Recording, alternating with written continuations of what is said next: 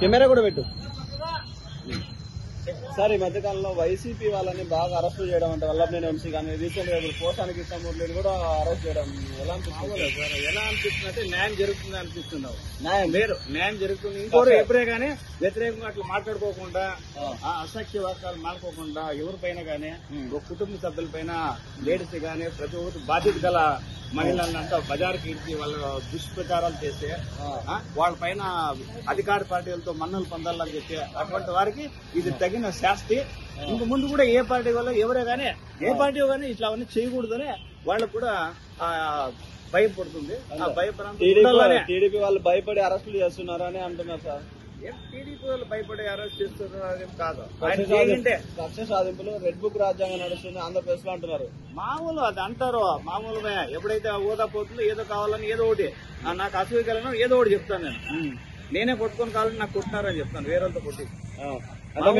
వైసీపీలో మీరు బాగా ఇబ్బంది పడే అంటే కొంతమంది ఫ్యామిలీతో చూడలేని ఏమైంది అసలు పేపర్స్ ఇంకేసి పారేసి వాళ్ళు చేసే వాళ్ళంతాను మటరల్ పార్టీ, మానభంగాల పార్టీ, దోపిడీల పార్టీ, దాడి పార్టీ, బటన్ పార్టీ, బటన్ ఇరిగే పార్టీ, బటన్ నొక్కుడు పార్టీ, వాళ్ళు నొక్కుడు పార్టీ.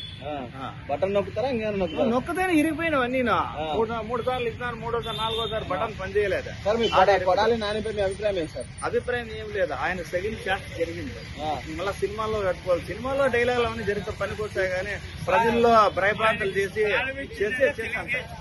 వల్లభనేని వంశీ గాని అందరూ అంతే. వాళ్ళు వంశీ గానీ, ఇంకో కోడల నాని గానీ, ఇంకో బొచ్చా గానీ, ఇంకో ఎవరైనా కానీ రోజా ఆయన అయిపోయింది. ఆయన కథ కూడా ఇంకంతా జబర్దస్త్ లో కూడా లేదు. జబర్దస్త్ చేసే పోయిలే నాగబాబు రానిచ్చాలి. జబర్దస్త్ ఇచ్చి పెట్టేసి మామూలుగా ఉండాలి ఎక్కడన్నా. అంతే ఏదన్నా చూసుకోవాలి ఆయమ్మ. అంతేనా? అంతే. ఆయమ్మ ఏదన్నా దేవస్థానాల్లో ఉండిపోవాలి. దేవతామూర్తిగా మారుకోవాలి.